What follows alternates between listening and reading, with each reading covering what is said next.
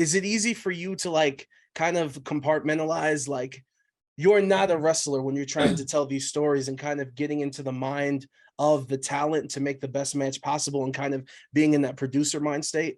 Yeah, I mean, I think a lot of the biggest challenges that I had, and sometimes I still forget to this day, is that, everyone's different. Everyone's gonna think differently. Some people are more capable of doing certain things. And I have to realize, okay, they're not me, or, they're not going to think like me, or they're not going to be able to do it like I would, or, and they may have different strengths that I'm not even aware of. So, That has to be really so being, hard. yeah, really being open-minded and, um, collaborating together. And I think both people need to be open-minded, the talent and the producer, in terms of what's going to give them the greatest success. So it's always ever changing in terms of each talent and what they have to bring. And, there are various experience levels. Some people are just walking in and need to learn everything. And some people are at the top of their game and, have something to teach. But listen, Ric Flair always said, and it always resonated with me, and he said, you're learning every day. And this was like when he was late in his career, he was always saying, I'm still learning every day. And I was like, wow,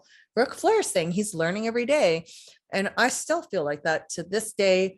Had a whole career in the ring, and now I'm still learning behind the scenes, right? And so you just want to try your best to pass that along. No, of course, you got to be a sponge wherever you are. And Yeah. before we get into Hard to Kill, I do want to ask you, because so speaking to some of the talent, like we talked to Heath last time you guys were in town here in Vegas, and the one thing I appreciated and I liked, and that you can tell in the product, is they speak on the creative freedom and just the freedom in general working at Impact. I want to ask you, in your career, like as a wrestler, how hard is it to portray a character that really isn't you? How hard is it when you're in these situations where like this isn't really what I want to be doing, but I got to go out there and try to make this work?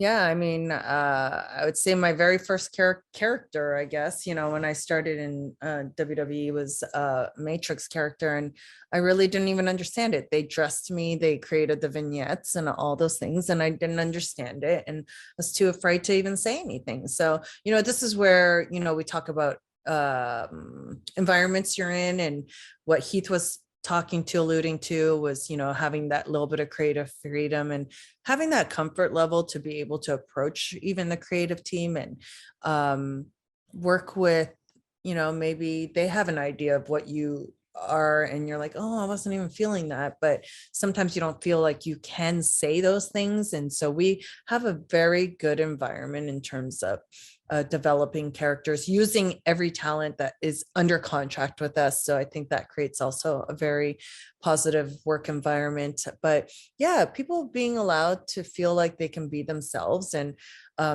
also, our creative team, sometimes we may not even understand who this person is when they walk into our company. And it takes even a while to figure out what their real life character is. And then they'll say, you know what, let's get on the phone and like, I want to hear all about you, and maybe we can pick this one thing. And sometimes it is just getting to know that person backstage and what they're really like, and then taking something of a spark that we see within that person and making it hundredfold. And I think we do a really good job. I really love the creative team and what they do. And it's just, I love them. I think it's a very small creative team within our company, but a very effective team.